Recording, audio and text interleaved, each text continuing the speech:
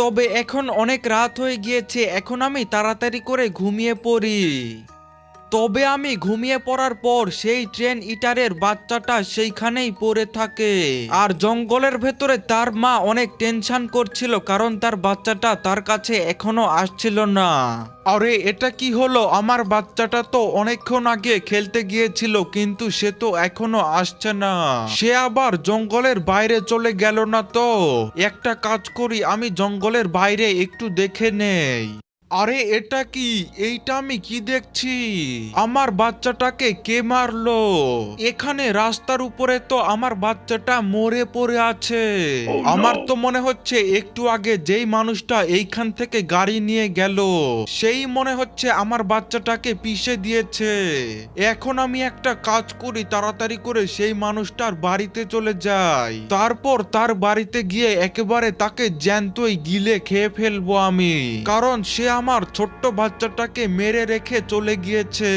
আমি এখন তাড়াতাড়ি সেই শয়তান মানুষটার বাড়িতে চলে যাই। তো গাইস, ফাইনালি তো সকাল হয়ে গিয়েছে, আর ভাই আমি কিন্তু ঘুম থেকেও উঠে পড়েছি। তবে এটা কি, আমি তো বাইরে থেকে কিছু অদ্ভুত শব্দ শুনতে পাচ্ছি। একটা কাজ করি, আমি বাইরে গিয়ে দেখে নেই। আরে এটা আমি কি দেখছি, এই ট্রেনিটার মনস্টার তো আমার বাড়িতে চলে এসেছে। আরে শয়তান মানুষের বাচ্চা, তুই কি ভেবেছিস তুই আমার বাচ্চাকে মেরে রেখে চলে আসবি আর আমি কিছুই বুঝতে পারবো না? তুই আমার বাচ্চাকে মেরেছিস, এখন তো আমি তোকে ছাড়বো না। আরে কিন্তু ট্রেনিটার মনস্টার, আমি তো তোমার বাচ্চাকে ইচ্ছে করে মারিনি। আমি সেই রাস্তা দিয়ে আমার বাড়িতে আসছিলাম, ঠিক সেই সময় তোমার বাচ্চা আমার গাড়ির নিচে পড়ে গিয়েছে।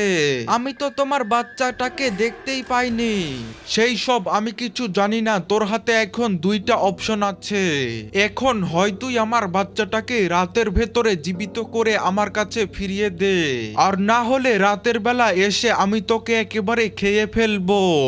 আরে গাইস, এইটা কি হলো ভাই সাব, ট্রেনিটার মনস্টার তো আমার বাড়িতে চলে এসেছিল, আর সে তো আমাকে দুইটা অপশন দিল যে তার বাচ্চাকে জীবিত করে দিতে হবে, আর না হলে সে আমাকে খেয়ে ফেলবে।